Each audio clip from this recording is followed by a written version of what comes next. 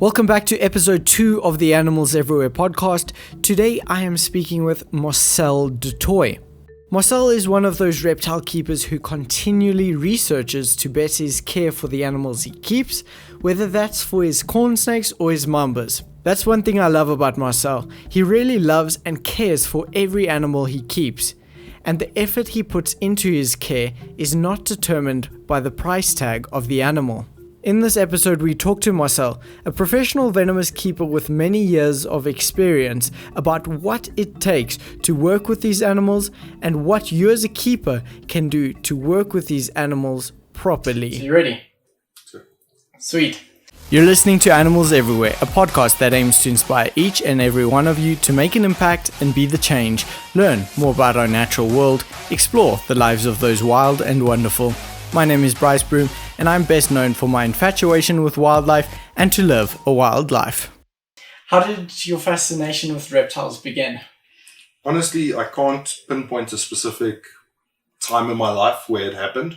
I just always had a fascination with the stranger animals. Okay. Like, we grew up with dogs and cats and the whole 9 yards, like most households, but I always had a fascination with the odd things. I'd be the kid running around looking for bugs, and my dad used to have a brown house snake back in the day, but I wasn't allowed interacting with it. It was mounted so high on the wall that I couldn't even see into its enclosure. So it wasn't that I was basically raised around it either. Yeah. I can't really pinpoint a specific time where I developed a passion for it. I think that goes for most of us reptile lovers. We can't pinpoint when it started, but it was just always there, that love. Almost born with it type exactly. thing. Exactly. Born a serpent or reptile. That's it. Yeah. So as a kid, did you have a fascination with your dad's brown house snake, but why couldn't you interact with it? I think the main reason I couldn't interact with it, a few of my nephews that I didn't spend a lot of time with used to go out and catch the venomous snakes around their area and so on. And I think my dad didn't want me to go down that road. So where that got you. Yeah, fail there. But I think that was the main reason. And I obviously wanted to always see the brown house snake. Yes. But I think in my early years, if I saw it 4 or 5 times, it's a lot, because he legitimately avoided feeding it, taking it out, cleaning its cage, anything when I was close by for some random reason. But like I say, his plan clearly didn't work. So then from there, how has that fascination grown? The best way to describe it is to ridiculous levels. I mean, I've worked with so many different species of snakes, lizards, scorpions, spiders. Pretty much if it has more or less legs than me, I enjoy it. Yes. So it's really grown to a ridiculous level. It's gotten to a point where before myself and my current girlfriend started dating, I said to her straight up, if you're going to have an issue with any of the animals at any given point, just call it quits now, because it's never going to stop. It's just going to keep growing and expanding. So I honestly, there's been once or twice in my life where I've had to get rid of a large portion of my collection, or all of it. Yeah. And at the same time, I'll never be able to do that again. Yes, I totally get where you're coming from. They become like your family, not really a collection. That's it. I mean, I'd literally rather go sleep hungry than allow one of my animals to go sleep hungry. So yes, which is strange because they can sleep hungry. Yeah, they can. But I suppose that just shows your intense love for these furry, no, not so furry little creatures. I don't know why I said furry. I'm thinking of Mowgli. Yeah, I assumed as much. I mean, that little animal as well might not be a reptile, but yeah, that's a Kuwati Mundi for people who are listening. But he's an amazing little animal. We've obviously, like I've told you, had quite a few issues with him and so on, but he's 100% on the mend again, and I wouldn't trade him for the world. Yeah. What I love about you is you put the animal's life so high up that you'll do anything for them. You want to up your level of care constantly and just get better and better and make their lives better. But that's something that I feel every keeper should strive to.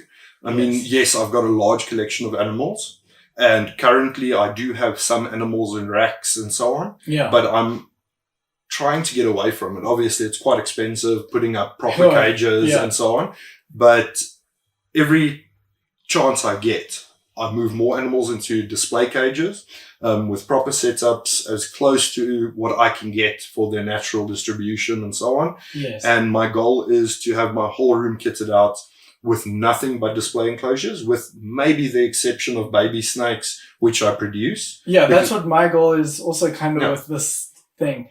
You just gotta, it's, yeah, as you said, it's expensive and it's a lot more work. It is, but I think it's worthwhile.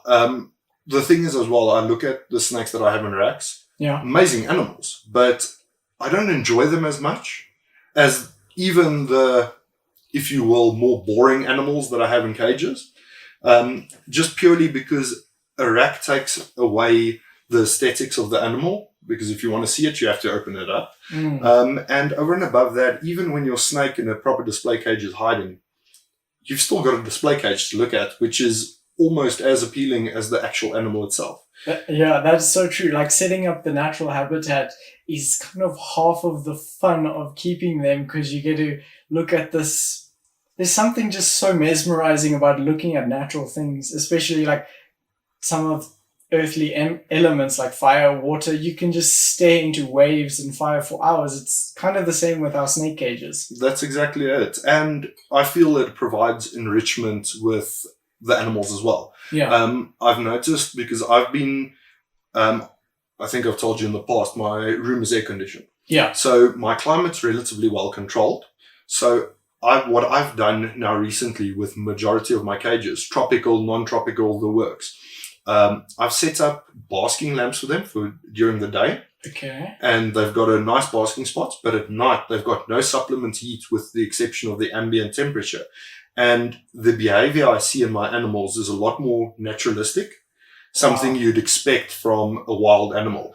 As a stupid example, my Macrovipera levantina obtusa, Yes. those animals, every single time the lights go on in the morning, they'll come out of their favorite hiding spot, climb onto the log, curl themselves up on it and bask for 2-3 hours, and then move off and go to their other favorite chilling spots for the day.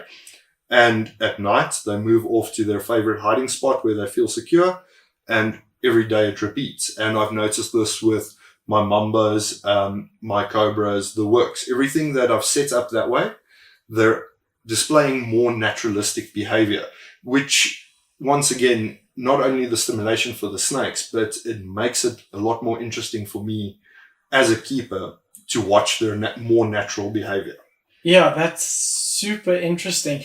And I've also been researching that quite a bit, and it seems like, you know, when you first get into reptiles, you think, oh wow, we can't let their temperatures drop down whatsoever because they're going to get RI, they're going to get sick, and they're going to die because they are ectothermic.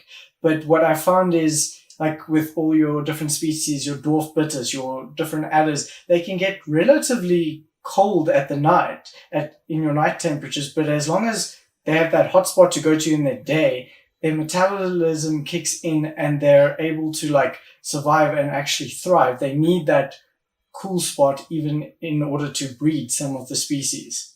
But that's exactly it. Obviously, with a lot of the more tropical species like the viridis and so on, you don't want it to drop to single digits. Yes. But I've found that I've not been picking up any problems, not with gaboons, none of those animals that one would consider some of the more sensitive things. Yes. With my temperatures dropping as low as 16 at night in winter. And then, like you said, there's a lot of species, your cerastes, your Macrovipera, your pseudocerastes, those types of animals. If you go do research on their natural habitat, where they occur, quite often those deserts drop into even the negative numbers, especially in winter. So obviously you're not going to drop them that low, but for instance, once again, the Macrovipera, I need to cycle those for the next 2 to 3 months Yes. at under 10 degrees Celsius to hopefully successfully reproduce them. And a lot of the cerastes and so on, it's the same thing. If you don't go into the mid to high single digits, odds of reproducing them, in my opinion, is quite low. Wow, that's interesting. So then with your microvipera, do you bring the temperatures back up from 10 degrees Celsius in the day? Is the daytime temps a bit higher? Currently, they're still in normal temperatures, but what's going to happen is I'm going to move them into a separate room. Okay. Where they're going to be at almost constant for the next 2 to 3 months. And from there, it will be systematically increased. So basically what I do with those animals, because they have to drop so extreme, I'll take them from their warm environment. I'll move them into a secondary environment that still stays relatively warm, especially during the day, but it cools. From there, I'll move them into a container or a cage that's standing on the floor with no supplement heat, but in the warm room, which allows it to drop a bit more. And I systematically move them over a course of about 2 weeks to get them to that temperature of about 9 degrees. And from there, once they've gone through the cooling period, they move back systematically again until they reach peak temperature.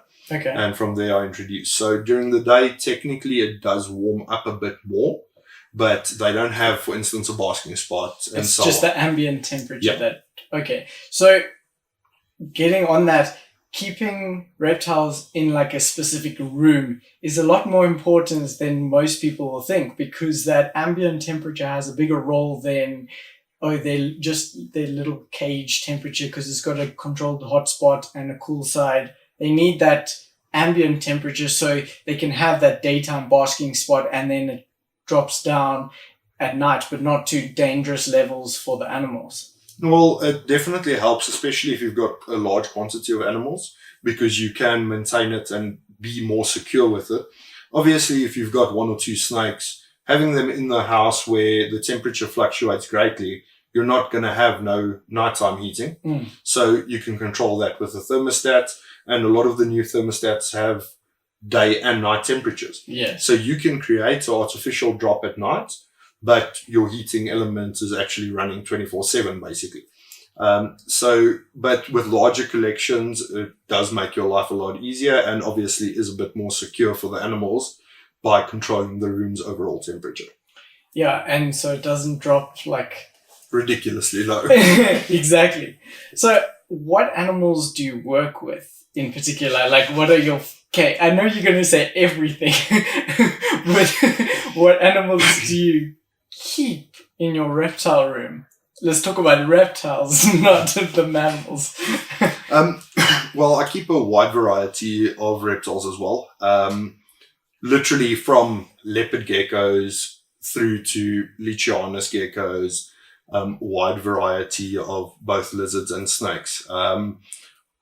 There's obviously a group of snakes, for instance, and lizards and so on that I find more fascinating. And what's that? Well, for one, not that I have many of them, but my varanids, they're amazing. I've always enjoyed them. Highly intelligent animals. I tend to lean more towards your more intelligent reptiles. That's one of the reasons I also enjoy my king cobras and my mambas so much. You can almost see a level of calculation when you're working with them. They don't just react. They think about it. Yeah. I mean, for instance, my king cobra, that snake in her cage, she looks like the most aggressive animal on earth, but she mock strikes, or charges, I should rather say. She doesn't even strike. Yes. But once she's out of the cage, she's as docile as a corn snake. And I think a lot of that obviously plays role with the level of intellect that they have, because they realize you as a keeper, not really a danger to them. Yes. But at the same time, their cage is their safe spot, so stay out of it. Yes. But it's their little home, so just let them be in it. That's exactly it. So I enjoy that group of animals, but I'd say if I have to pinpoint basically one set of animals that, especially on the snake side, that has my main interest, I would have to say it's Dendroaspis, your mambas. Oh, wow. I thought you were just going to say like elapids in general because you couldn't. No, it's a difficult one because, I mean, if you talk elapids, I mean, my king cobras, I'd probably go crazy if I could and own a pair of every bloody locality. Those mangrove kings, eh? Those things are amazing, beyond amazing.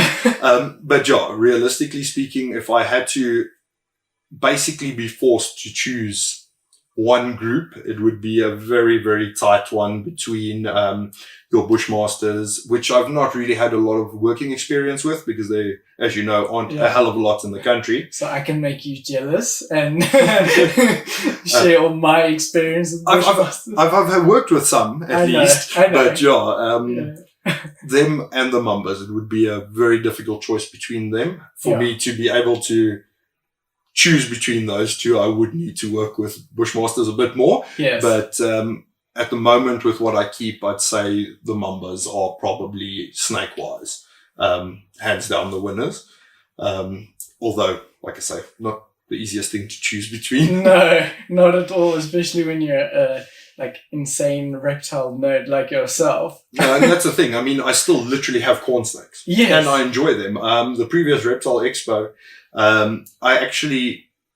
it was quite weird. Everybody judged me for it. But I probably freaked out more about the pair of Bobby corn snakes that a guy had for sale there than I did about almost anything else at the expo. Wow. And I mean, for most people, it's the stupidest snake to keep. You know, it's where you start. But I think that's also why I have a soft spot for corn snakes, is because it was one of the first snakes I ever kept. So I have no interest in getting rid of my corns. I enjoy them.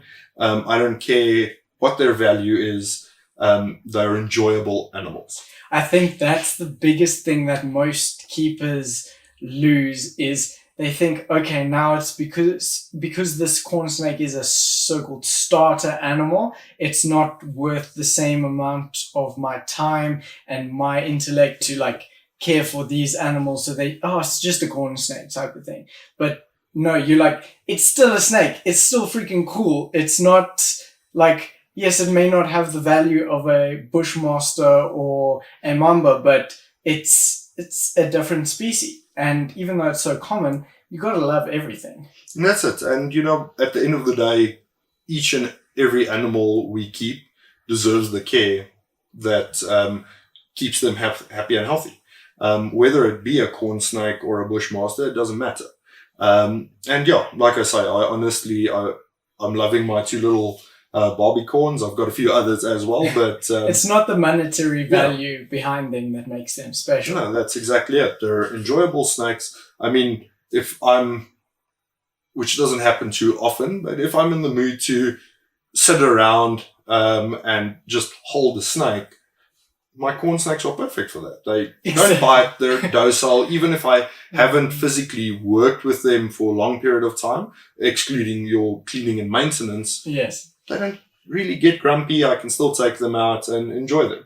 You know, if I had something like, argument's sake, emerald tree boas, I wouldn't be able to do that. I'd probably bleed before I even managed to get off the branch. Exactly. And you don't want to just sit around and handle your Mamba or something and give might not be beneficial. No, it might not be beneficial to your health. You can at least do it once, though.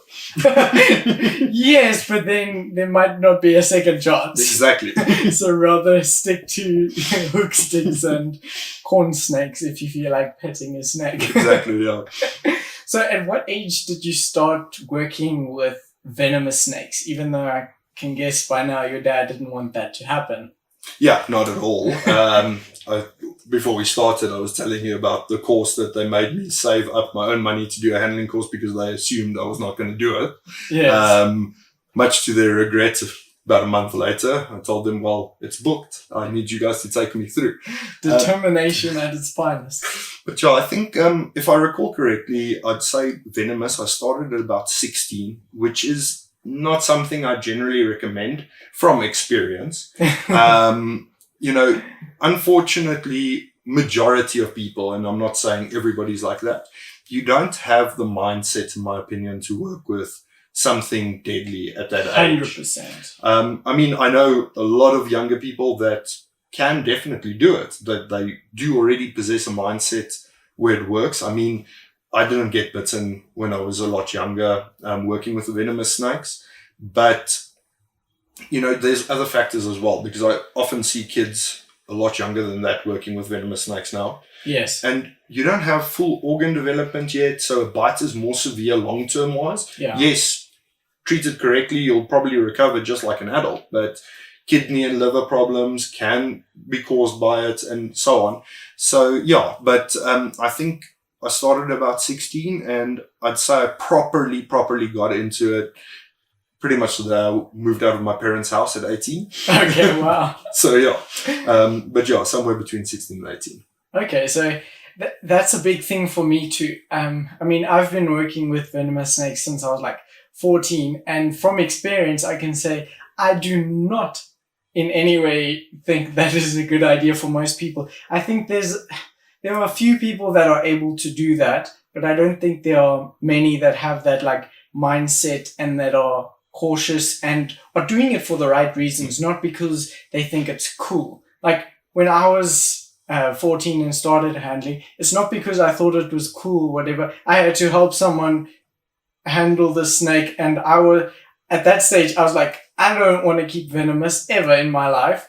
But then from that moment when I had to help this person out with the snake, I knew how to do stuff and watch it. I spent hours and hours around people handling venomous, and then you just do it. But I don't think many people should get into it at the age we did, because it is detrimental to your health if you take a bite. And yes, I know when you're younger, you think, oh no, I'm not going to be stupid and that. But the thing is, you lose that. It's almost a sense of like, you become too comfortable now with it. You think you're so good in that, then you start taking chances, and that's when things go wrong. That's exactly it. And that's one thing, like you said now, you've got kids starting out with it because their friend has a corn snake, so they basically have to one-up them, and they go and they buy a white lip or a rattlesnake. And unfortunately, these days, snakes like that are relatively inexpensive and easily accessible. Cheaper than most of your ball pythons, which is crazy. Quite often you can pick up baby white lips, and obviously more often than not, they're not actually feeding like they're being sold as. Yes. But quite often you can pick up white lips for less than the average corn snake. Yes, even your Western diamondback rattlesnakes, and those things, if you get tagged, bro, that's, yeah. Any of the rattlesnakes, and that's the sad thing. But over and above that, like I say, you don't necessarily have the right mindset, in my opinion. I mean, I remember up to the age of about 17, because I was also not 100% normal in that regard. I wasn't one of the popular cool kids in school that went to every single party, whatever the case might be. But you still want to go out with your friends. You still want to go drinking, and you still want to do this and that. And because of that, it becomes a problem, because more often than not, you get back home, you've had a few drinks, whatever the case might be, and your friends want to see your collection, and you don't think about, oh wait, my reflexes aren't going to be the way they should be. And my thought process, everything. So you go and show them. And in most cases, most guys are lucky and they never have a problem. But quite the opposite could happen. So get that stage of your life out of the way and then start with it, especially for majority of people. Like I said, there are obviously people with the mindset. Yes. Like I said earlier, I had more interest in spending time in my reptile room than I did going to parties. Exactly. But no, so it's just a safety thing. And then, like I said, with the organ development and the damage that venom could do to a younger person, it's not worth the risk, basically. Yes. Heck yes, I totally agree. Like, for instance, yes, I've been working with Venomous so long, but I think also at a stage, because I've been homeschooled my whole life, there's a different type of maturity, because you don't get to just go out with your friends and whatever. You spend more time researching the things that like put a fire in your soul type of thing. That's it, yeah. So I wasn't at that stage of like, oh, go partying, and I just wanted to learn more about these animals. Well, quite frankly, if if I knew what I know now, I'd rather have spent the booze money on more snakes. Exactly. But sure, I mean, I used to, most of my school vacation, I would spend at my mom's office. Not because my mom and myself were that close that I wanted to be around her the whole time, but they had internet, fast internet at work. So I would spend my day stealing her computer and researching and downloading papers that I could find, setting up my own care sheets just for the fun of it. Species that I thought I'd never even be able to get hold of, I was doing research on and doing my own little care sheets just for in case, you know. So Yes. That's it. Like you say, you rather spend the time and energy on something that truly inspires you, that you're passionate for. Yes, so true. Like, I didn't think this was possible, like what I have in my backyard. Like, look at this, it's pretty cool. But that's exactly it. It's, Yeah. you know, you work towards it, and as you get older, you realize a Yes. lot of the things that you thought might not be accessible are actually accessible. Yes. So you keep up with it, and eventually you get where you want to be. I mean, I say that. I don't think you really, truly ever get where you want to be. No. So yeah. You keep setting the standard higher and higher because you got to keep bettering your care and just making it like overall better. So like when I've talked about this now a few times. I feel like I'm bringing it up too many times, but I think it's important for me to tell people that yes, I keep Venomous and I'm 19 years old, but how many years of working with them before I got one venomous snake? Like how many years of mentoring, the hours that were put in before actually getting my own. And I was over the age of 18 before I got my first venomous snake. And I'd been working with them for 6 years prior to that. So I think that also plays a big role. What do you think? No, definitely. And you were very fortunate in that regard. As I started up, the best I could achieve in regards to tutorship is doing a basic handling course. Yes. To be 100% frank, except for when I was helping one of the guys that do handling courses as a filler, I'd still not, to date, done a legit Black Mamba handling course. I mean, I did a bare basic snake bite treatment, identification, and handling. And systematically over the years, I taught myself. I didn't, unfortunately, have somebody to tutor me. But having somebody that basically guides you on the path Yes. definitely makes a huge difference. Because more often than not, because a lot of the reptile people have a very like-minded attitude and personality, almost, if you would say. Yeah. So if you screw up while you're being mentored, odds are you're getting a big fight on your hands with, you did this wrong, you shouldn't have done it this way, you know. And at the moment, or in that moment, it sounds cruel and so on. But looking back at it, those cases actually help improve your handling and get Yes. you to a point where you fully understand the risks involved. Yeah. So by the time you then start, like you say, when you were over 18, you got your first snake that you were keeping yourself that's venomous. Yeah. You've got a better understanding of all of it. So it definitely plays a big role, and I think it's important. And it saddens me to see how often people in this industry aren't willing to help younger people that are interested in it. The fact of the matter is, spend some time with the people that seem to have an interest.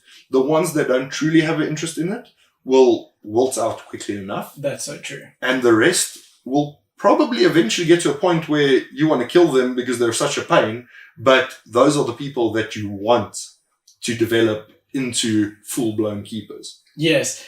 Because at the end of the day, there's so many people just asking silly questions that they could read up about things. And in that way, you can see, like, yes, it's all great I want to help everyone who wants to learn and get more knowledge. But if you're asking, like, where's a black mamba found? I want to keep black mambas. That is the wrong way to look at it. You don't want to... You can literally Google that. Where do black mambas occur? Because I've literally had those questions. So where do they occur? Now I want to keep them. It doesn't work like that. You got to put your own time and effort into it as well before you get a mentor even.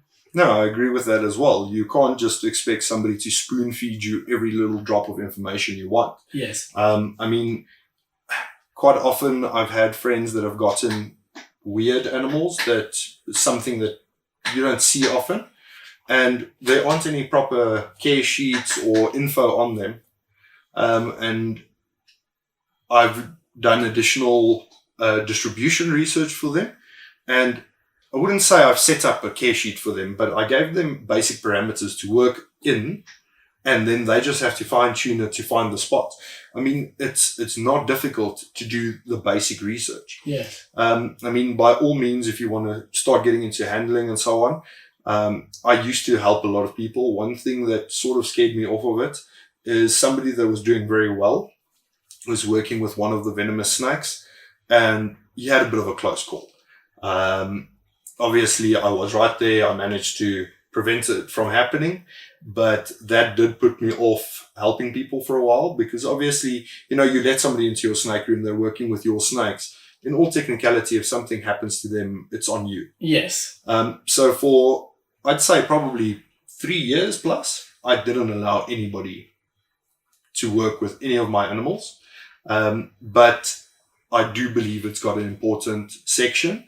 I just think, as somebody that's mentoring an individual, even if the person looks like they can advance to the next level, give it a bit more time. Yes. Because just because a snake is acting in a certain way today and he's managing to deal with it perfectly fine, doesn't mean the next step up is going to do the same. Yes, exactly. Like some of your more common cobra species, like the snouty. Most days, super chill, like a corn snake. Obviously not my snouties. Those things are mad and mentally insane. I don't know what's wrong with mine, but everyone else's tend to be pretty chilled out for the most part for cobras. And then some days they can literally fly out at you, and you got to always remember and keep that in the back of your head. Okay, don't stand right here when you're opening this glass door, because the snake can fly out. Yes, it's never done it, but until the day it does it, like, if you're standing there, that'll probably be the day it flies out, knowing snakes. That's the thing. It's, and that's one thing that you can do 100 handling courses and go do as much research as you want on the internet. Those small little, almost seemingly stupid things that we as keepers do, especially venomous keepers, yes, aren't really things you can research. It's things you learn from experience. Like you say, most days, any given snake is the easiest thing to handle on Earth, and the very next day, that same snake has almost a mental break and wants to kill everything it sees. It's that 1% of time that you got to be prepared for. That's it. And like I say, that stuff, in my opinion, is not stuff you can learn on a handling course or on the internet. You got to watch your mentor, be with them, and get experience. That's it, yeah. So, like, for instance, feeding venomous snakes, a little trick is like not sticking your hand, yes, you have tongs in that, but sticking it directly in front of the snake's face and that's not how we do things.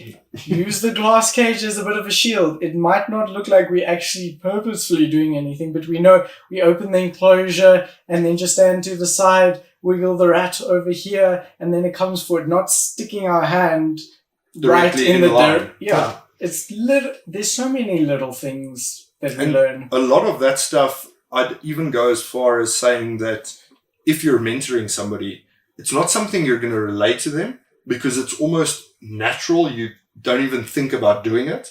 But by sitting and watching a mentor, yes, you pick it up. Because everything they do in the back of your head, you're like, but why are you doing that? And it all comes together almost by itself if you actually pay attention.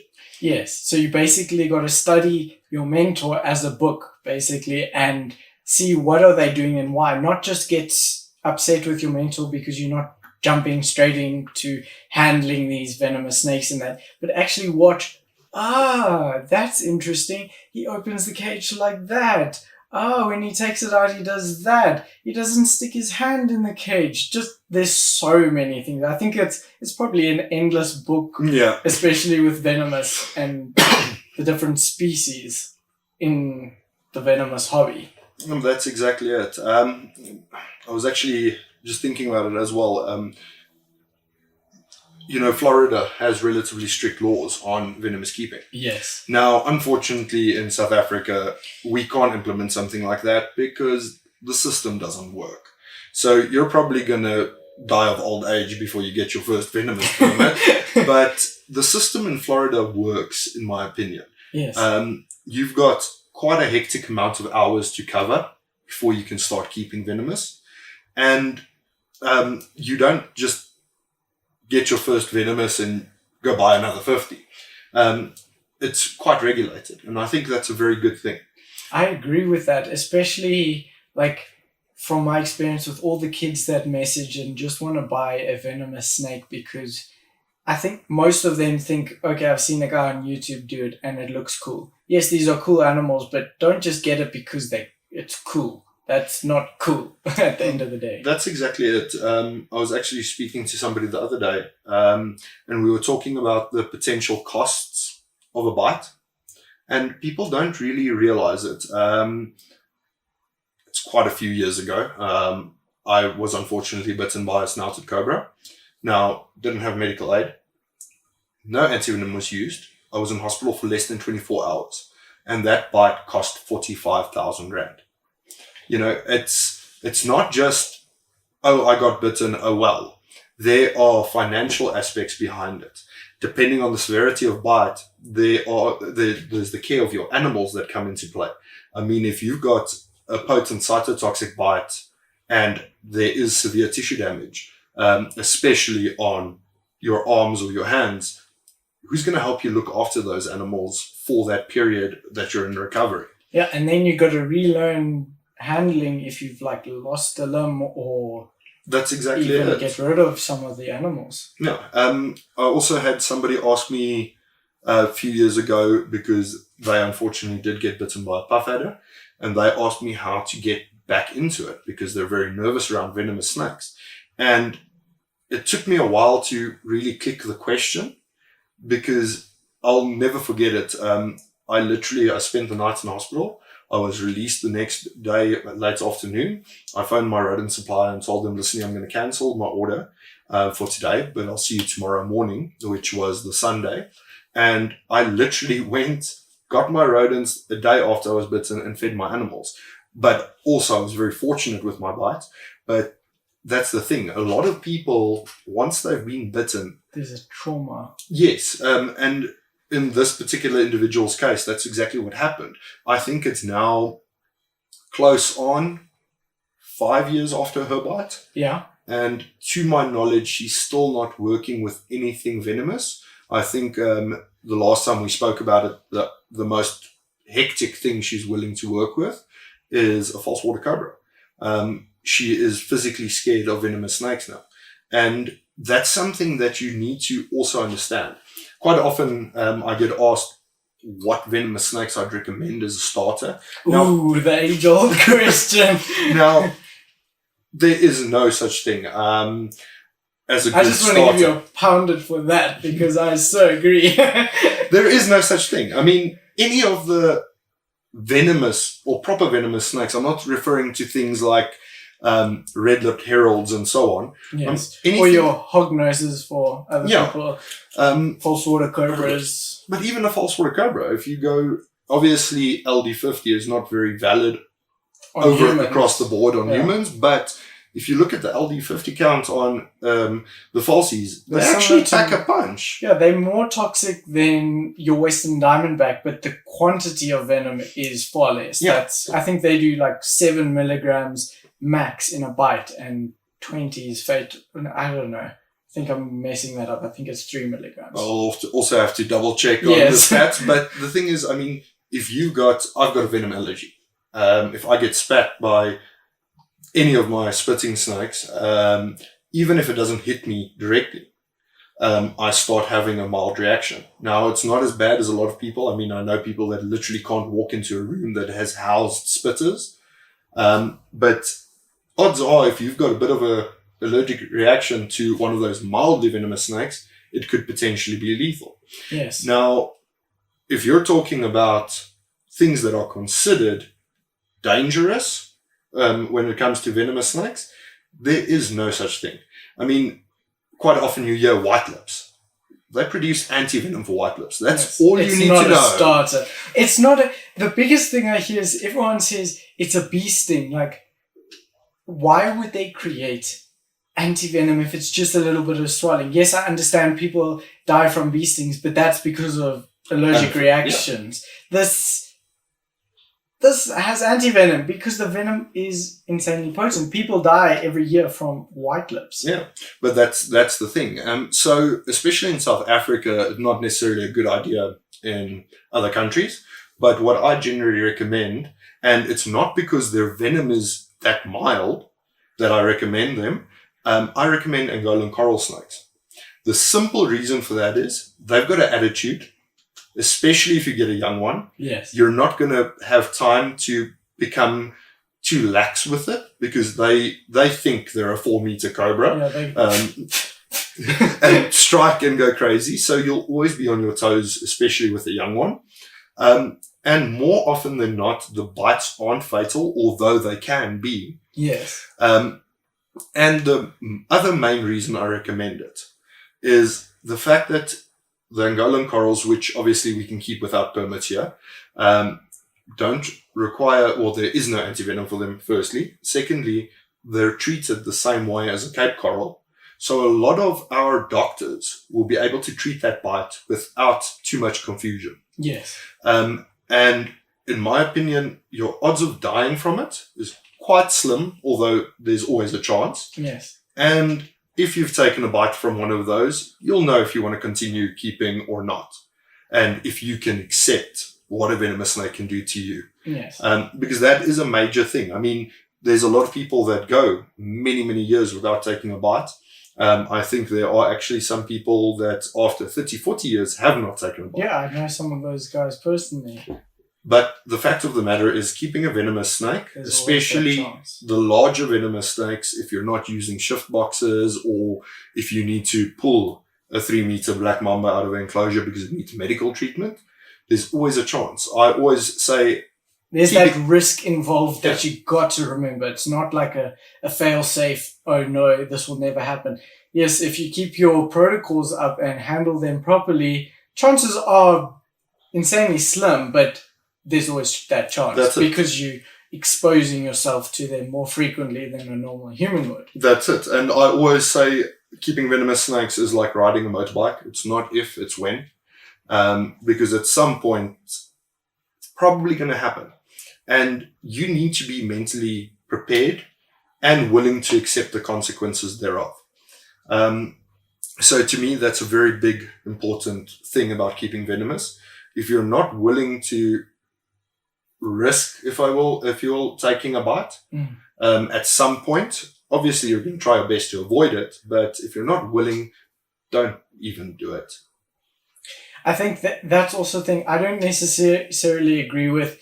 It's not a matter of if, but when. It is in my opinion, it is a matter of if, but you always have to know it can happen.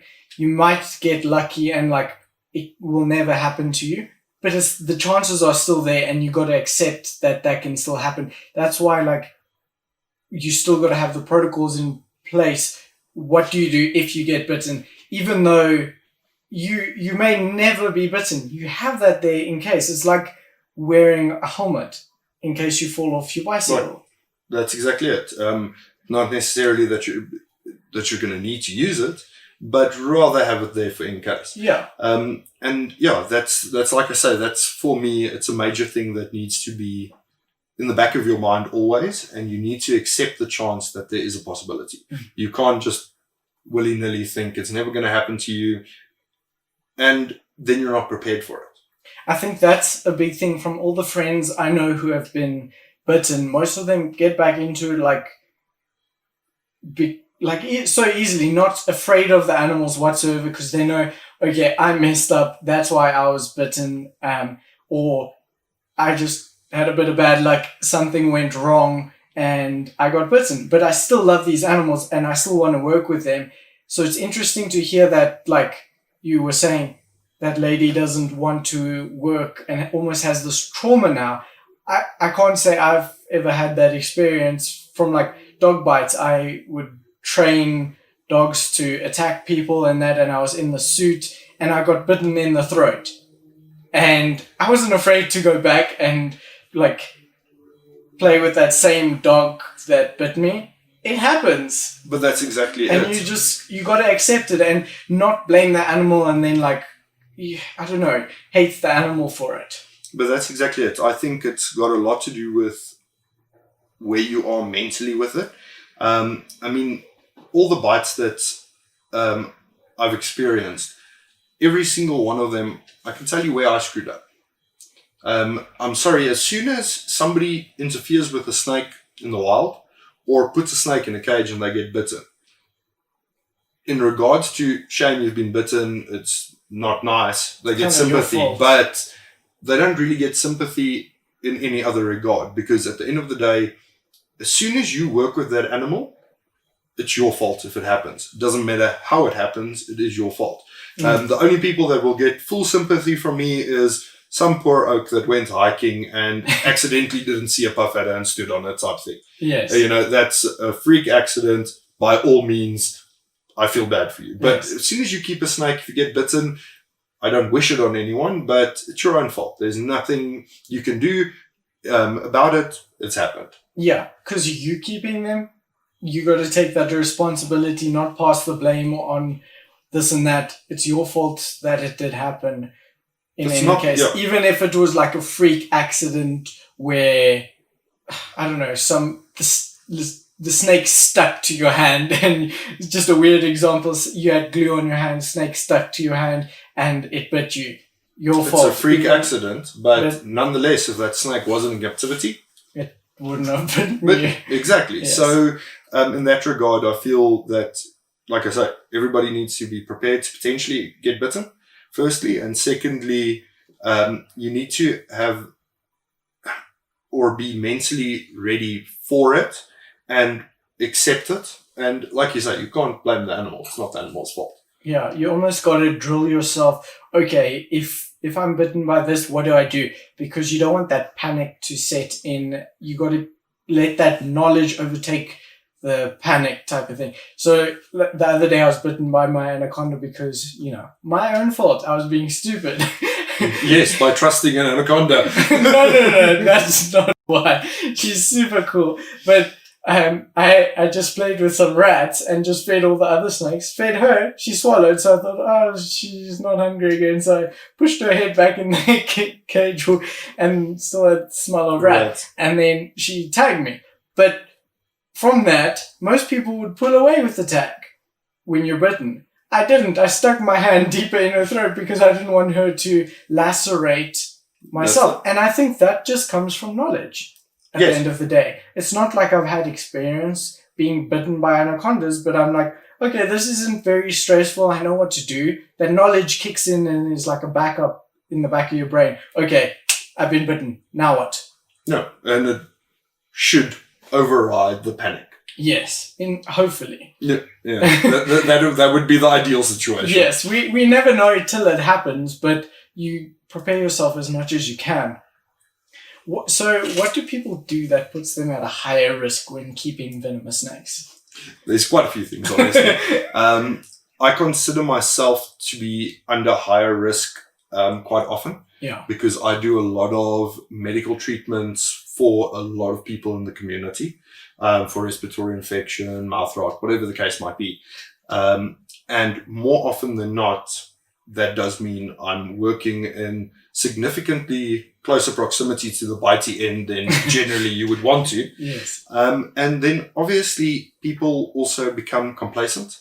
I know my snakes, nothing's going to happen.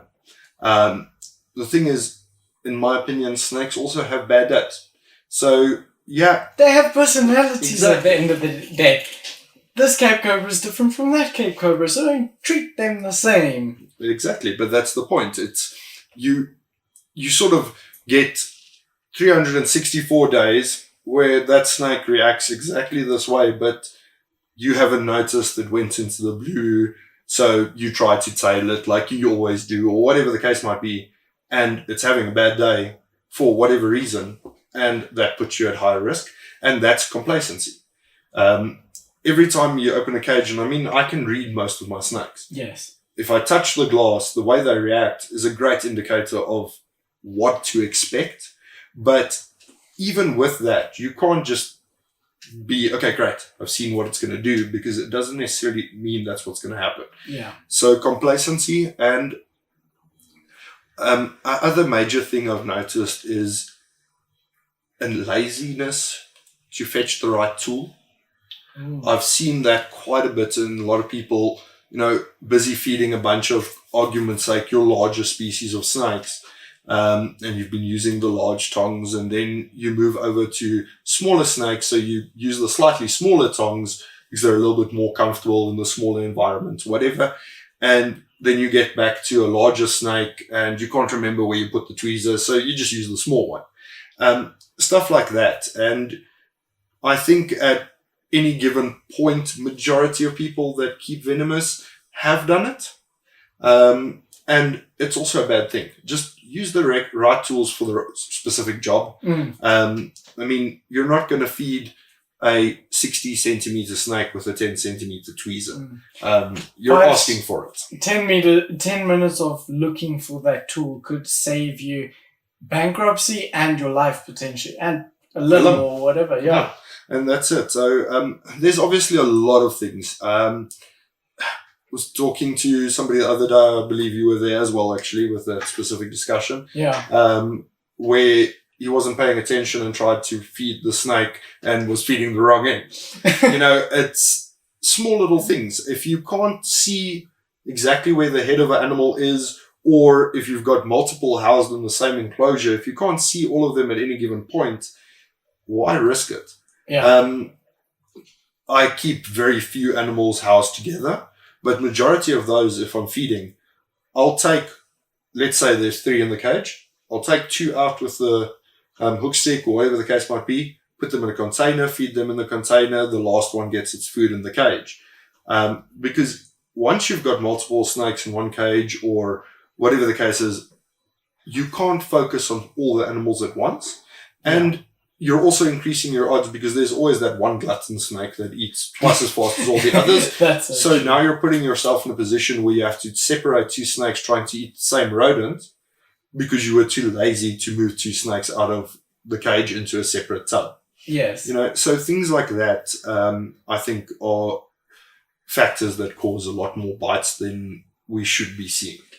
Simple little things can go a long way. Just like, I think the biggest thing that I've seen also with keepers is I need to change the water bowl. The snake's on that side of the enclosure. Let me just, take it out with my hands, not take the snake out first because I'm too lazy type of thing. That's when things go wrong too. No, I'll be honest. I do that, but I do that with a method that's worked for me. And I've never been anywhere close to being bitten in a situation like that. I will use one of the larger tablets as a barrier. So using a shield. Yes, basically. So I shield myself from the snake. I'll reach in, take the water bowl out while paying attention to the snake, not to the water bowl. If some spills, it spills, whatever that's easier to clean than clean up a rotting finger. So, but that's the thing. Instead of stressing the animal out by removing it out of the enclosure every single time you need to do anything, if you can shield it away from you and remove the water dish, by all means. But pay attention and do it right. Yeah, that's not laziness because you're doing it the right way still. You're not just taking that risk, putting your hand in there. Yeah. Exactly, making the snake think, ooh, this is some nice food over here type of thing. So let's talk about some advanced husbandry stuff. What can us keepers, I'm talking about venomous keepers, but I think us keepers in general, What can we do to better our animals' lives? Well, I'm not saying full bioactive setups, but provide the animal with a more naturalistic environment. That does, and there's quite a few papers proving it these days, that reptiles aren't stupid. They're not as small-minded, peanut-brained creature as we used to believe. They are actually quite intellectual. They actually do interact to an extent with the environment. So provide them something that stimulates them. If I'm allowed using your little cobra as an example, I mean, you had a problem with it trying to escape and nose rubbing the whole time. And something as simple as just changing its environment around. I mean, you said earlier you didn't even remove any of the items. You literally just switched it around. Yeah. And it stopped. They do, and especially your more intellectual species like monitors and so on, need stimulus. So provide them with that. Provide them with a decent size enclosure. Don't take your 4-meter Burmese and put it in a vision cage. You know, it's not right. Yes, 90% of the day it's going to lie on that one spot, but the other 10% when it would like to stretch out, it can't even straighten out its tail properly. You know, it's provide them with adequate sized enclosures. And I don't believe the extreme. I believe in the UK they've gone overboard. I mean, you've got a 4-meter a tick and you need like a 8-meter room for it type thing. I don't expect that from any keeper because that's unrealistic. It would be cool. Like, we'd all love to do it, but it's not realistic. But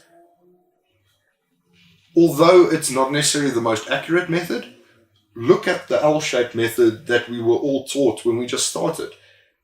If you take the L of the cage, so the long and the short side, if the snake is much longer than that, it probably needs a bigger cage. Yeah. So just provide it with something adequate. And if you can't go extremely large, especially in necessarily length or width, give it some increased height. I've got a little retic, and I do realize it's still a young retic, which also plays a role. But I've recently put that in a new larger cage out of a rack system. It's spending more time up in the branches, and when I say branches, I don't mean low down, the highest branch that's available. It's spending more time with that, or on that, than it does on the floor. And I've seen that in large retics as well. You can take a 4-meter retic, give it some extra height, and odds are it's going to utilize it. I mean, my little one, before I headed here, I had a huge laugh at it because it's got a medium-sized rat in it that makes it look like it ate a small elephant, and it's still hanging on the top rock. That's crazy. That's like my ball python. These so-called only terrestrial snakes that never climb and apparently live in burrows their whole lives, which is not true. They don't climb.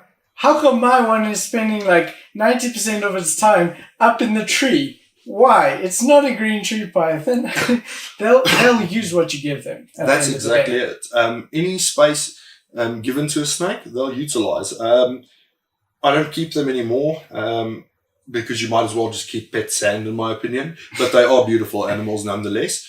I had Kenyan sand boas that used to climb into shrubs and sit in them. Wow. Yes, majority of the time they were underground, but they utilized small little shrubs that were in the enclosure as well. So if you provide it to a snake, odds are it's going to climb on it or use it, that bit of extra space. And then obviously, over and above the fact that we've got access to so many care sheets, go do your own research. I mean, you can literally take a species of snake, especially these days with us being more and more prone to focus on localities. You can go and take your locality of, I don't know, Cape Cobra that you got from specifically the Karua area and go do climate research for that area. Go look at the overall environment and start mimicking that more accurately. I mean, I'm not saying if the Karua gets to -5, your Cobra should be there because odds are it's going to be underneath logs or in a burrow or whatever. Finding little microclimates that are a bit warmer. But you want to provide it with a more naturalistic thing or environment, which I think also adds to the quality of their life. With that said, a lot of people will probably argue, yeah, but that same snake is going to reach 35 in captivity. In the wild, odds are it's not going to reach 10. Yes, but there's a lot of external factors on that. Firstly, availability of food, and secondly, capturing it if it's available, predators, and so on. We take that out of the equation completely. So it's not necessarily the environmental factors in regards to temperature and rain and so on that force them to have a shorter lifespan in the wild. Yeah. And I personally think in a lot of cases, having that change in environment or temperatures and so on actually benefits them.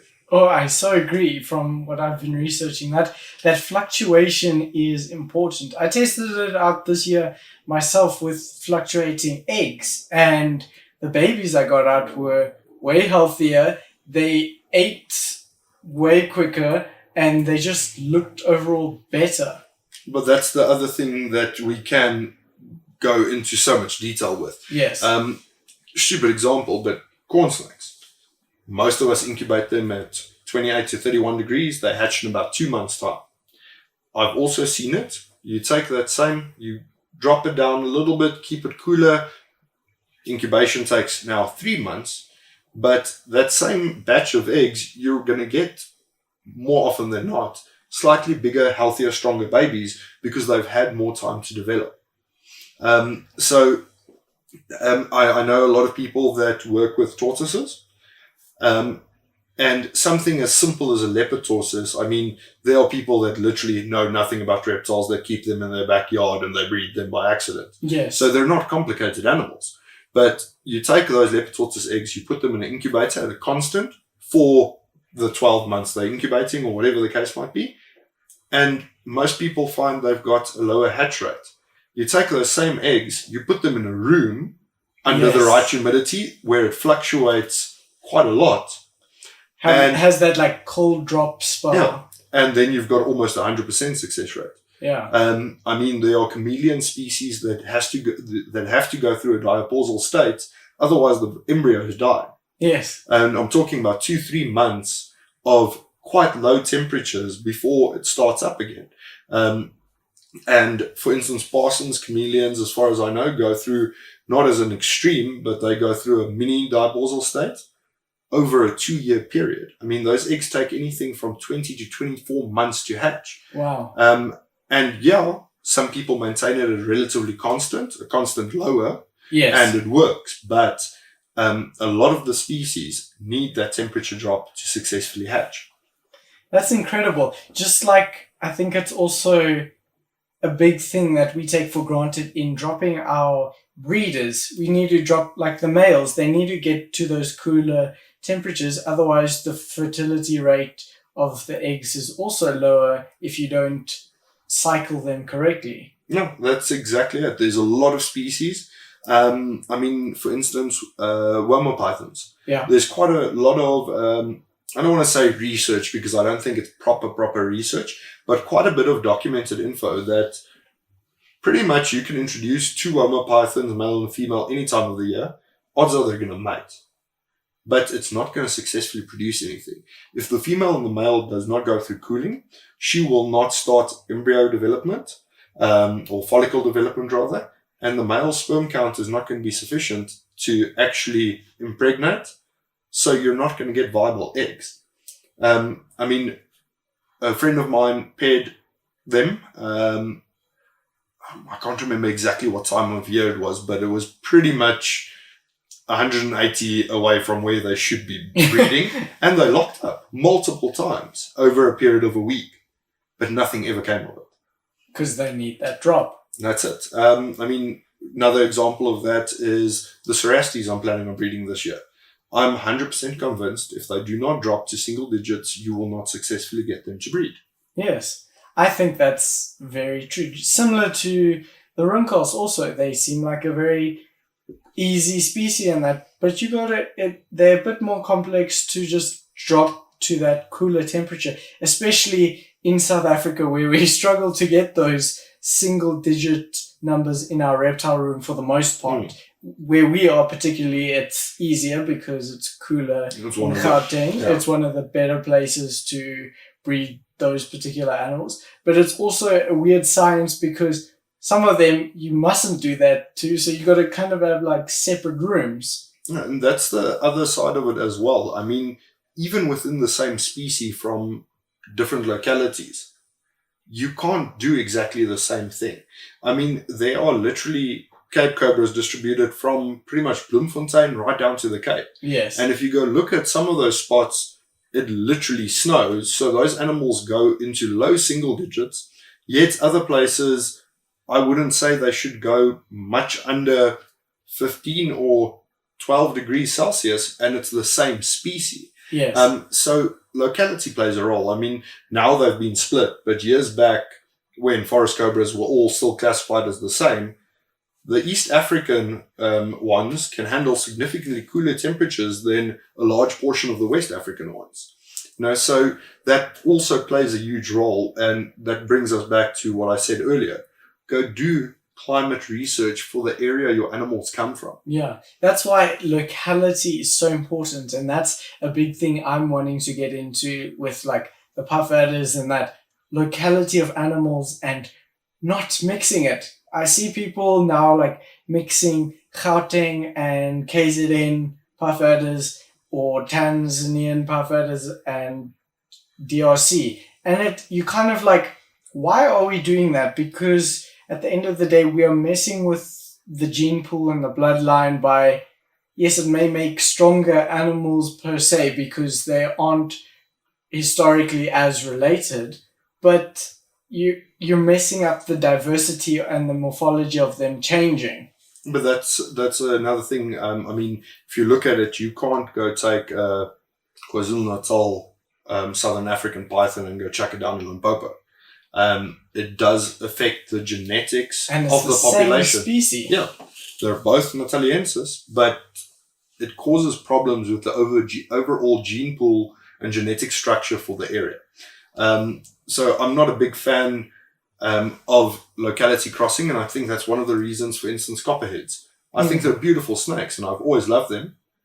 I don't keep them anymore because you can't find pure locality, and they used to be locality, but now they're all subspecies of each other. Yes. So you've technically created a hybrid for all intents and purposes because you thought, what's the difference between crossing a northern and a southern copperhead? They're the same thing. Just like the forest cobras, before they were split, Eastern and West Africans. At one point, these localities may end up being split, and then you've messed up the whole captive gene pool with a bunch of hybrids and not pure blood localities that if something ever happens to the wild animals, you won't necessarily even be able to like repopulate that area because you don't know where they come from because it's a mix of everything. And that's a large thing. A lot of people, especially as they start getting into the hobby, don't actually care. They don't realize there's a genetic diversity that should be maintained. I mean, I'm not necessarily a big fan of hybrids as a general, but there's a place for it. There are people that love them, and by all means, if it's something you're into, go for it. But make sure that if your jungle corn looks a little bit more like a corn, the individual you're selling it to is not just going to put it with another corn and sell them as normal corns. It's out of an ethical point of view, we as keepers need to keep lines as pure as we can. And if you're not a purist, if I can call it that, yes, by all means, go for it. Do what you find pleasurable, within reason, obviously. Yes. And just make sure that those animals don't muck up the quality, pure animals that we've got. Yes, so don't like sell this animal as a pure, I don't know what, for example, pure Cape Cobra, Cape locality where it's not a Cape locality, it's a hybrid between this and that. Or your forest cobras before they were split. Don't call it an East African or a South African forest cobra, but you've mixed it with a West African. Sell it to the person or give it to the person as a hybrid. Say, listen, this animal contains this and this. So I think Gabinos might be the easiest example for us to use. Yes, yeah. that's the Nasicornus cross rhinoceros. But I'm forgetting the English the common names now. Gaboon cross rhino viper. So that's a natural occurring hybrid, but mixing your East African gaboons with them, that's unnatural, and then selling that, And the thing is, quite often the problem doesn't come in with the first generation hybridization. Yeah. Quite often the person only has one hybrid, so he puts it back onto, argument's sake, another gaboon. So the babies come out, and for somebody that knows the species very well, there might be subtle differences, but predominantly they look like gaboons. Yes. But they are no longer pure gaboons. And a lot of people will argue that if you keep on breeding those back to gaboons, you're going to get to a pure state. I don't think it's possible to get back to a pure state ever. It's been mixed. It has been mixed. It may look like it, but it's genetically something else. Yeah. And I just want to correct myself, because you do get East African gaboons cross with rhinos. I think that happened. It's a lot rarer than the West African gaboons, but it does happen. But I was saying, like, for instance, somewhere in South Africa where it does not happen because rhino vipers do not occur here. Yeah. And that's the thing. But yeah, like I say, that's something that ethically we should either keep pure or at least keep the people buying them from selling the next generation as pure. Yeah. Like with your ball python cross Burmese python. Don't sell it as a ball python. Sell it as a cross and tell the person, make sure that person is like clued up on what it is and what not. Like, don't breed it as something else and then try resell it as like a normal ball python or something, because that's going to mess with us all. How important is it for us keepers to continue to better our care?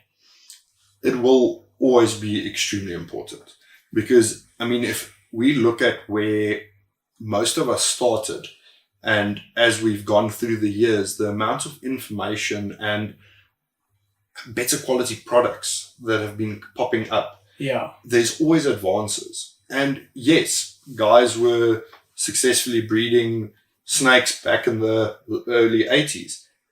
Doesn't necessarily mean the method they were using is foolproof and perfect for the animal. I mean, years back when the first bearded dragons were imported into the States, one of their pet trade names was bulletproof lizards. Because they didn't believe they required UV. Because these animals just handled everything. And after a few generations, we realized, hey, wait, they don't get calcium. They do get metabolic bone disorder. They don't get UV. They get metabolic bone disorder. Yes. So the first batch that came in, nobody thought they needed pretty much anything. They were just like these awesome lizards that you pretty much can't kill. But as time went, we realized that's not the case. So I always try to keep up to date. I mean, corn snake keeping from when I started to now, overall doesn't look like it's advanced. And I feel that, yes, the bare necessities are met, but isn't there a bit more behind it? Can't we do more for them? Yeah.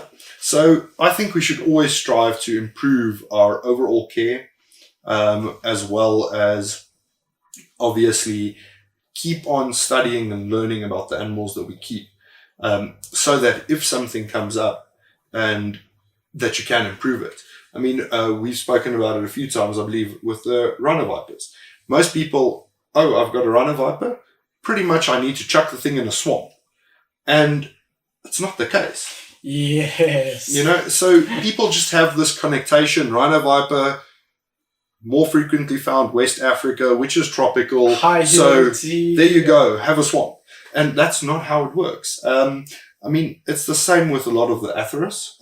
I see people keep those things so wet, and then they wonder why they're developing respiratory infection, why their animals keep dying for no apparent reason. Yes. The reason is just because it might like living in a branch above a river doesn't mean it needs to be submerged in the water.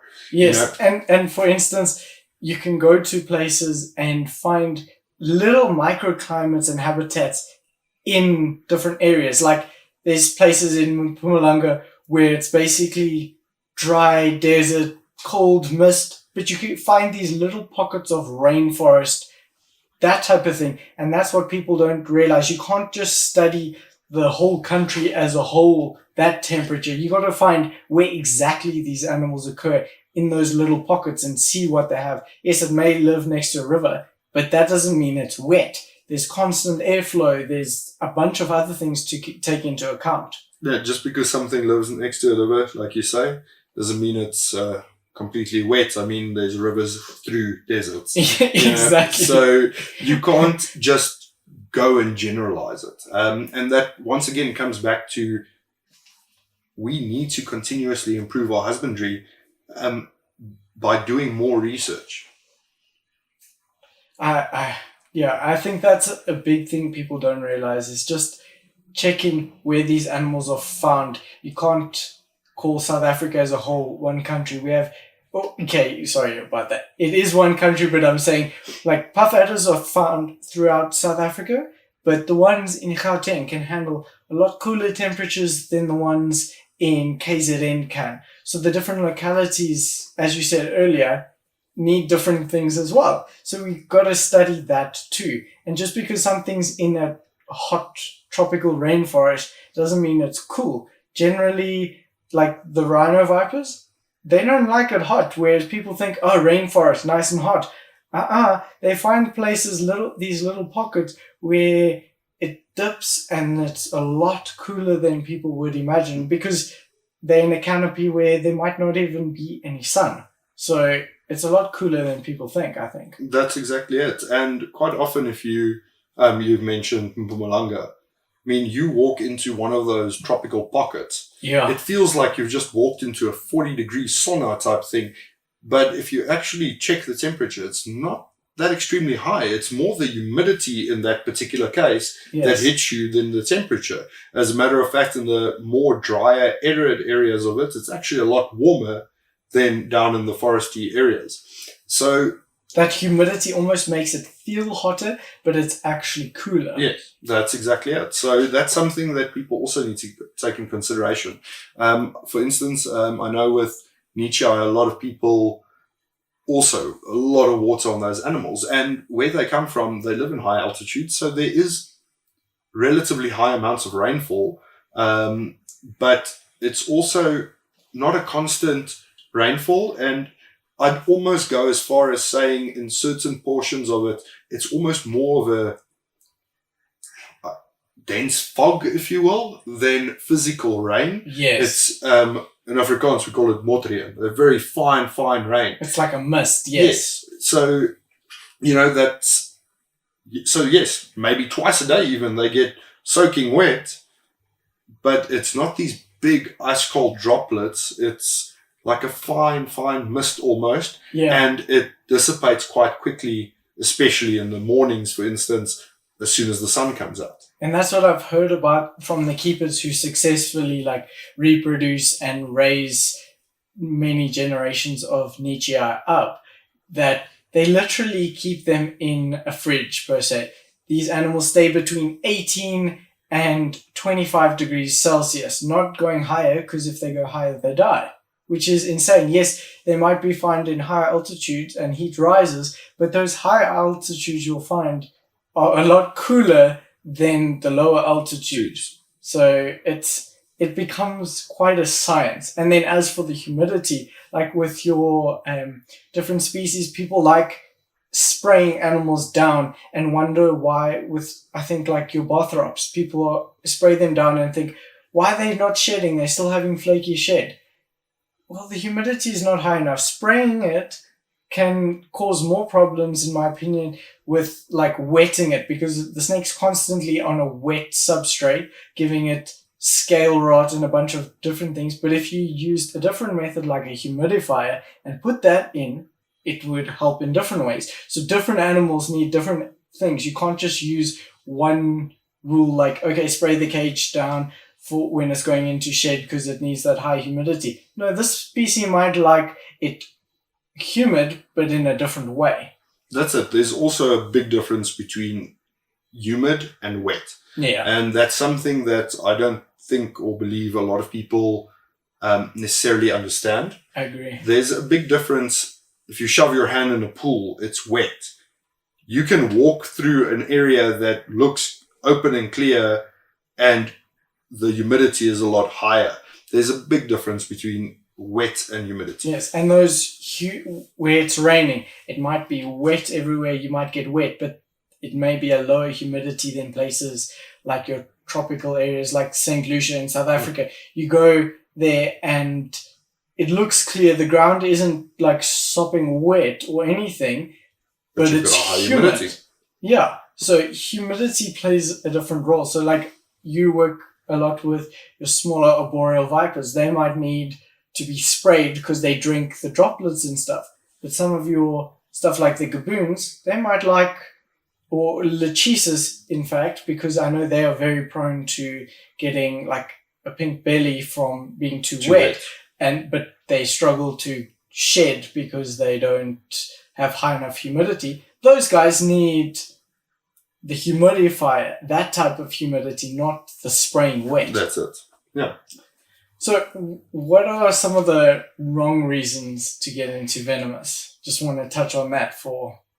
Okay, so obviously a lot of people get into it because they want to be cool, or they want to impress a certain crowd. And getting into anything animal related, especially to achieve that, or quite frankly, to get into anything to achieve that, doesn't matter if it's animal related or not. The main thing is with animals, the animals suffer if you do it for those reasons. I would say is one of the larger ones. And then something that a lot of people have a perception on is, oh, he's an exotic snake breeder. He's making so much money.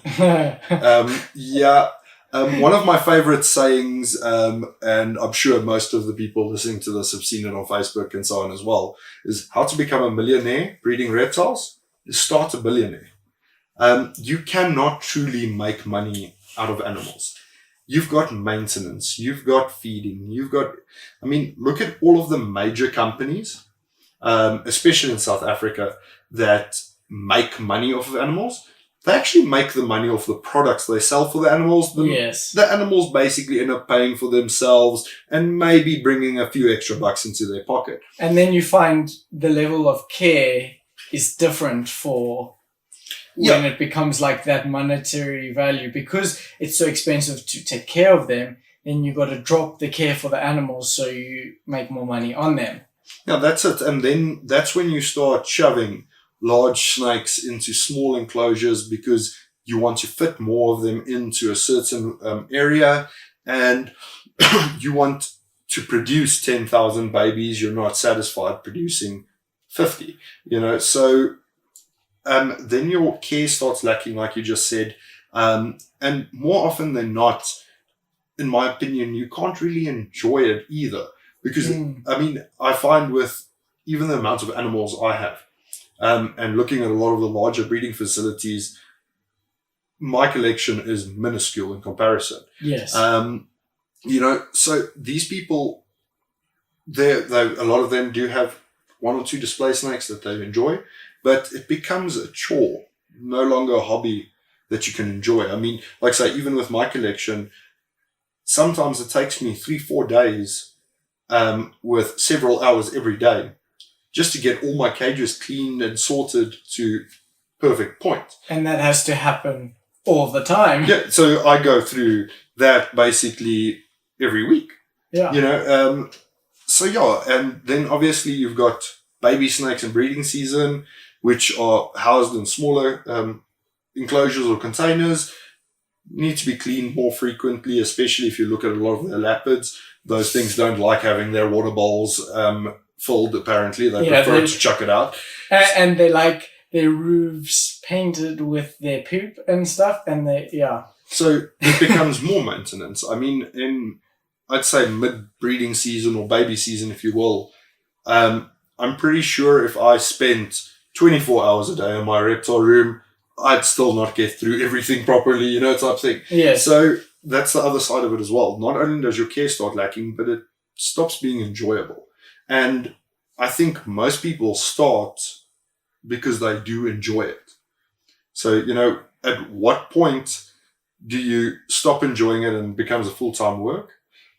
So you got to find that place of, okay, this is a hobby. I'm not going to do this as a full-time income. Yes, they might be able to pay for themselves feeding wise and maybe upgrades in the future, but I want to enjoy them. So maybe like downscale what I have, maybe just keep a pair of this and that species, not keep 20 of the species and another 20 of that type of thing. No, I mean, don't get me wrong. Large-scale breeders do have their place. And, I mean, there's a lot of places in South Africa that we could mention that, yes, they've got thousands of snakes. Yes. And those animals, due to staff and so on, get the necessary care and they're well-kept and they're healthy animals. And those people do have a place. I mean, myself and you and the other guys that do it as a hobby can't produce enough snakes to supply the demand for newbies coming in and so on. Yeah. So people like them have their place, and it's great if they can make a business out of it. But at the same time, like I said, you'll find most of their income actually comes from the products they sell. Yeah, very true. So when you're doing this, like I said earlier, there's no point in starting it because you think you're going to become rich. You're not. It's probably going to end up costing you more money than what you're making. Yes. And when going into the venomous aspect, you got to realize the chance of being bitten and the cost of that. People think, oh yes, I might lose my life, but most cases, hospitals will help you and you'll survive. Most cases, you'll survive the bite without even like an amputation or anything like that. But the medical bills could make you bankrupt for life, literally. That's exactly it. If you survive the bite, odds are you're going to die of a heart attack when you see the bill. I mean, it's extreme expenses in cases like that. So, and the other thing with that, once again, just to reiterate the odds of making money on it, especially with Venomous, yes, there's a lot of people keeping Venomous, but there's a lot less than there are, for instance, people starting out and getting corn snakes. Yes. So there's no point in producing, argument's sake, 1,000 copperheads a year because you're probably going to raise up 500 of those yourself. So yeah, that's the other side of it, especially with the venomous side of things.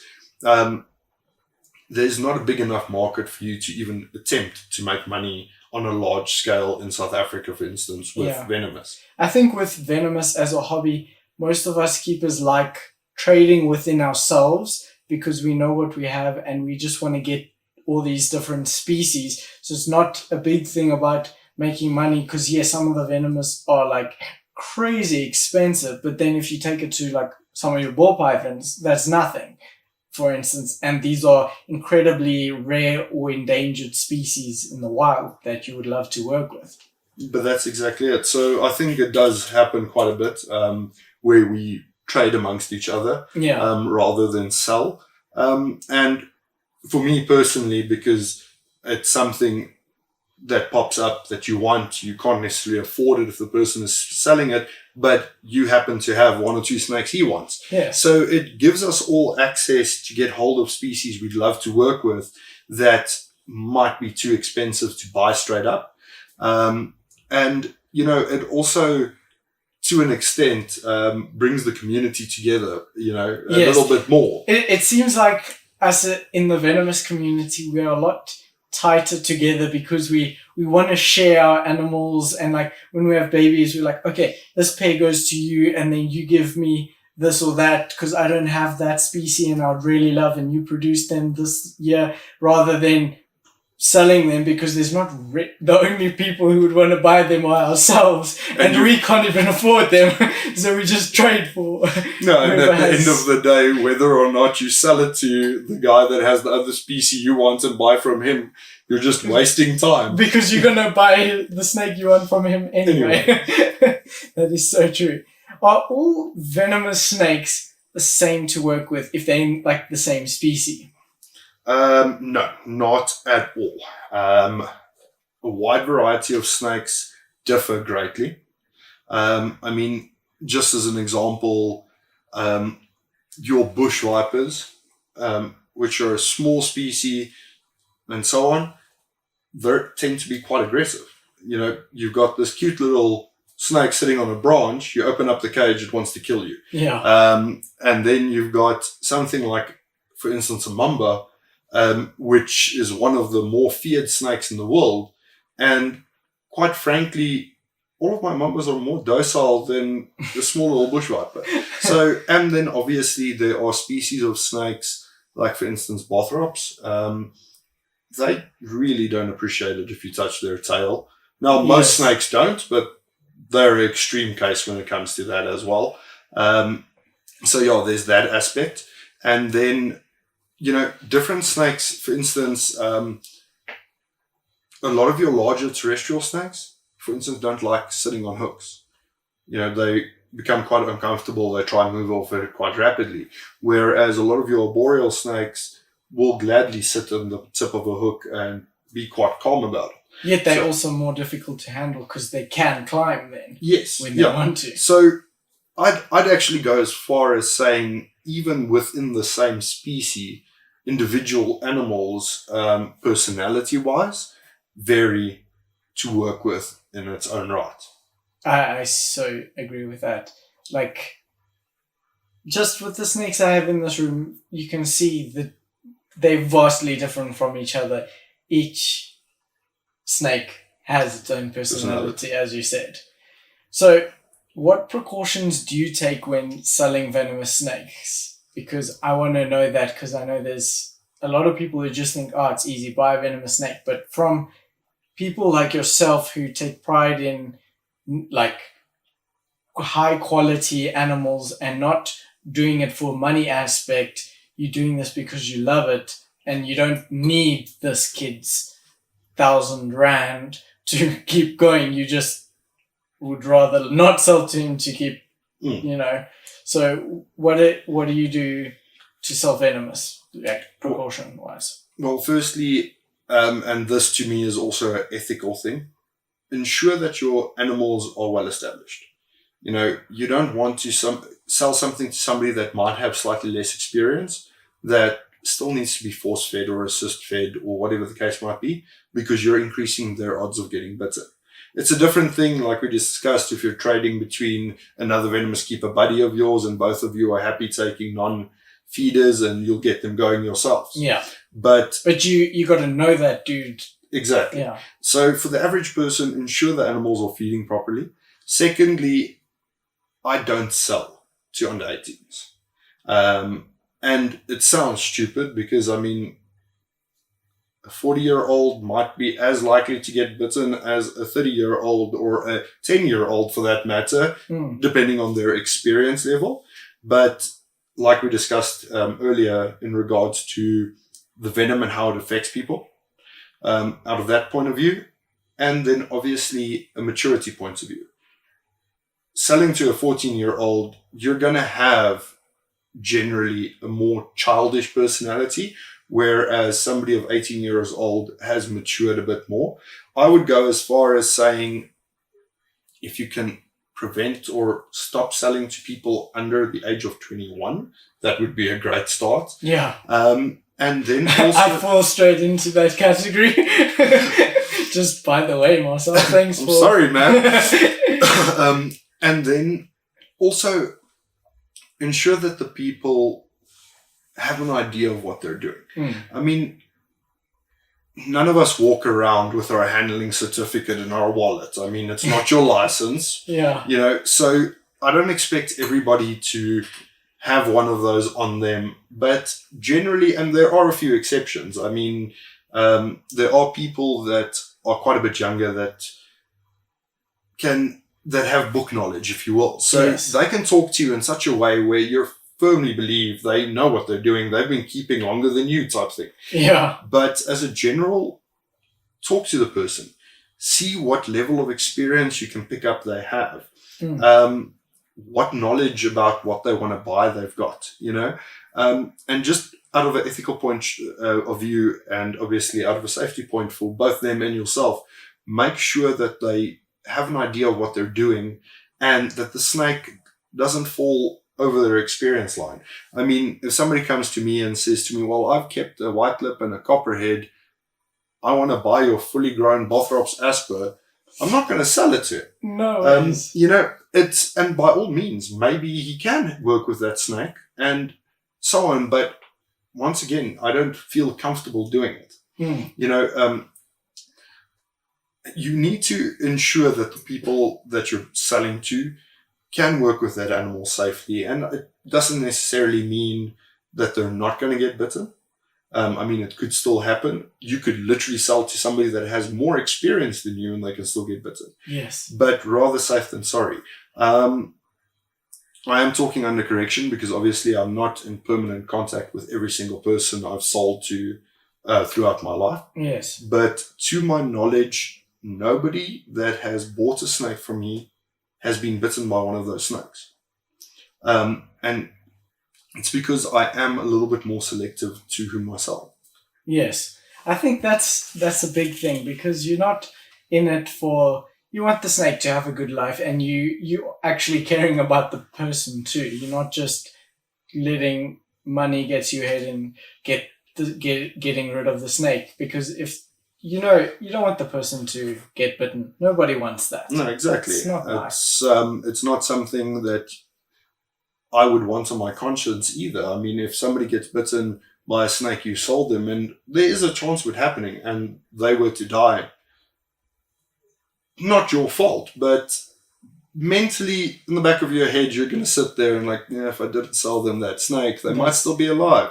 Yeah. You know, and odds are somebody else would have sold it to him. So you can't blame yourself, but especially looking at, if you will, underage people, do you really want a kid's life in the back of your head on your conscience? And I think I'm speaking in a weird place right now because I am under that 21-year age, but I know I've got so many friends in the hobby, and like we become like a family, and like, you know what I've had experience with, you know, I can do stuff. So I think you would still trade with me, but someone else my age, I don't think that's a wise thing to do. I might be dissing people of my own age, but I have been brought up in a fortunate way that I've like had all amazing friends teaching me and mentoring me throughout the years, like yourself, that I can do this now. So yeah, it's a weird thing for me to say that I don't agree that people under 21 shouldn't keep Venomous when I'm that. But that's the thing. It's, many years ago, when I still had a pet shop, we had a client come in. He wanted I think it was a copperhead to be exact. Okay. And I refused to sell to him because I think he was 16 at the time. So he came back a week or two later with his parents. And they said that they're giving him permission to buy the snake. And I said to them, well, I can see what's going to happen here. If I don't sell you guys the snake, you're going to take him to the next pet shop that does keep Venomous. And at the time, there were about 3 or 4 in the area. And you're going to buy him a snake there. And they're like, that's exactly it. So I said, so here's the agreement. I will sell him a snake at that age, but he's not taking it home. And he's coming here every weekend, late afternoon, and I'm going to work with him. And once I feel I'm comfortable with him taking that snake home, I will give it to him. In the interim, he can come in once a week. We generally feed on argument's sake a Wednesday or whatever it was. He can come in after school. I won't feed his snake. He can feed his own snake. And they agreed to that. And I said to them initially, it's simply because you guys are going to go to another pet shop, and odds are they might not care because they just want the $500 or whatever for the corn or the copperhead. Said, but you guys do realize that there are recorded fatalities from these animals, and that obviously got his parents thinking. And at the end of the day, that's exactly what we did. They paid for the snake. He came in once a week for feeding the snake on a Wednesday or whatever. And over a weekend, quite often he actually came on a Saturday and a Sunday for an hour or so, and I would work with him and teach him. And to this day, he's also not been bitten. he doesn't keep any more at the moment because unfortunately his parents moved down to Cape Town and he had to move in with his sister, which is not very keen on the venomous snakes because she's got 2 kids. Okay. But up until I think it was about 2 years ago, starting at the age of I think it was 16, till 2 years ago, he's never been bitten, and he's kept some other venomous snakes in the interim as well, cobras, rattlers, and so on. But that once again comes down to the ethical point of view. I mean, I could have literally refused to sell him the snake, but they would have gone and bought one somewhere else. Yeah, that's true. And you don't want that on your conscience either, because you know you could have prevented something from happening by mentoring him or showing him some stuff. That's exactly it. So I think this will be the last question, just something funny to end it off, which I'm sure all of us get asked, or people assume we are this. Do people think you're crazy? Yes, but then again, I'm also not going to argue. I was just about to say that. And do you think you're crazy? Obviously, I wouldn't say crazy, but Yeah. there is something behind it. I mean, a normal individual, anything that could kill them, they're going to avoid. And we Yes. actively seek it out. And a lot of people... And it's not because it can kill us that we do it. Yeah, We just... and a lot of people, I've had it a million times. Oh no, it's just because you want the adrenaline rush. If I wanted the adrenaline rush, I'd go bungee jumping. I would go skydiving. Yeah. You know, there's a lot of things that you can do that are technically less dangerous. And you can get a bigger adrenaline rush out of it. And yes, initially when you start off, there is a bit of an adrenaline rush every time you remove a venomous snake from an enclosure because you don't have the knowledge and experience. So you are almost a bit nervous and excited. Yes. And you've got that little bit of fear. So there is a bit of a rush, but that fades rather quickly in my experience. That is And so true, yeah. I mean, if it was purely for the adrenaline rush, I don't have any form of adrenaline rush with working with any of my snakes. So why am I still keeping them then? I agree with that completely. I remember my first time handling a venomous snake. It was a boomslang, and I was like, you don't know, you know in your head what you're supposed to do, but you're like, wow, this is crazy, and you feel like you're sweating and you're incredibly hot. But like now I take out my snakes, they strike at me, crazy things happen. I'm not like, whoa, that type of thing. I'm just move out the way, hold the snake. You don't get that adrenaline rush, but you still love the snake. It's just another day in the office, basically. Exactly. And that's exactly it. Like I say, the adrenaline rush fades. So for those people that, oh, it's because you're an adrenaline junkie, then why do I still enjoy keeping them? Yeah. Because the rush is completely gone. I think if it lasted the first 6 months or maybe a year of my keeping, that was a lot. You know, and I still enjoy every single snake, whether it's venomous or not.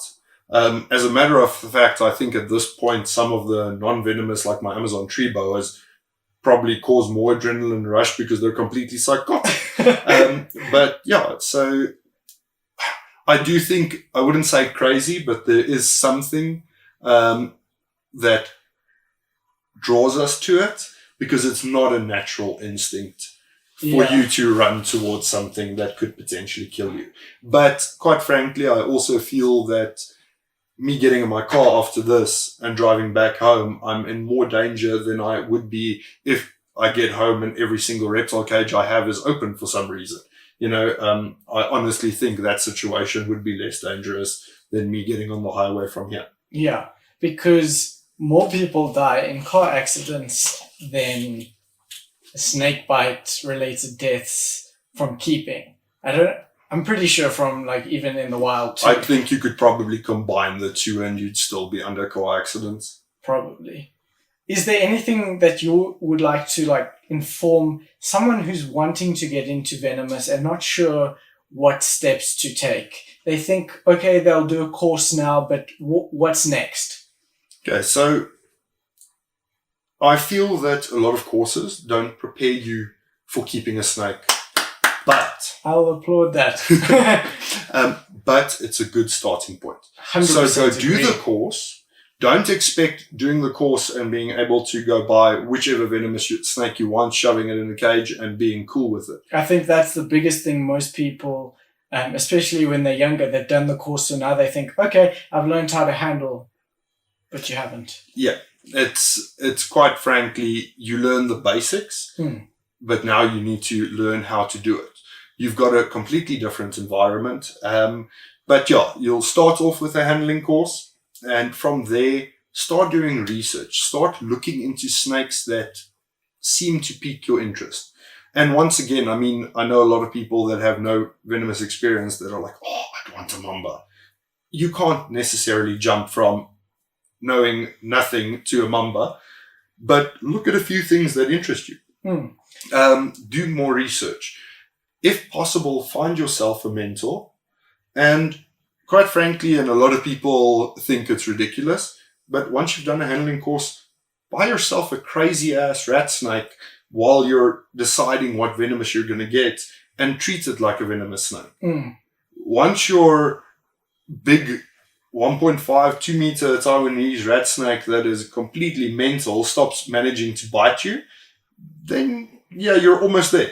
Because they're still different snakes. It's not a venomous snake. It's not a venomous snake, and you know deep down that if it bites you, it's who cares, But it is, as stupid as it sounds, it's a good starting point, and then try to find a mentor. If you can find somebody willing to assist you and help you and teach you, that's a very good point.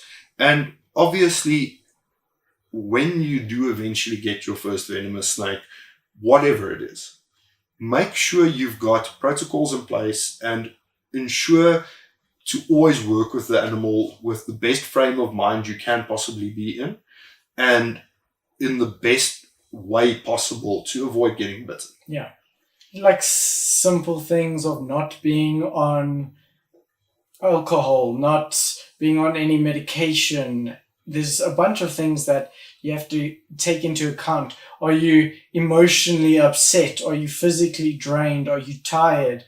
A lot of things that can make you slip up when working with these snakes. But that's exactly it. Quite often when I'm having a bad day, I'll go clean some of the non-venomous stuff, but as a general, I'll leave the venomous stuff. Tomorrow is another day. Yeah. Or maybe you feel better in an hour and you can continue with it. They're not going to die because you are not feeling good. It'll be more detrimental if you get bitten by them because you think, oh no, I have to feed them now or I have to clean them. And then you end up spending time in hospital and then you're unable to care for them.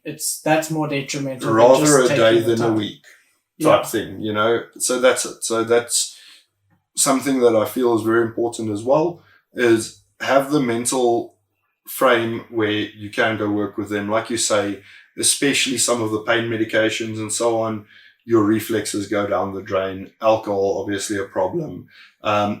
So just be sure when you go in. So true. Thank you so much, Marcel, for coming out. I think this was really informative and there was lots of good golden nuggets in there. Oh, well, thanks for having me and looking forward to listening to it when it's up live. Well, I'm stoked. Is there anything else you want to add before we say goodbye?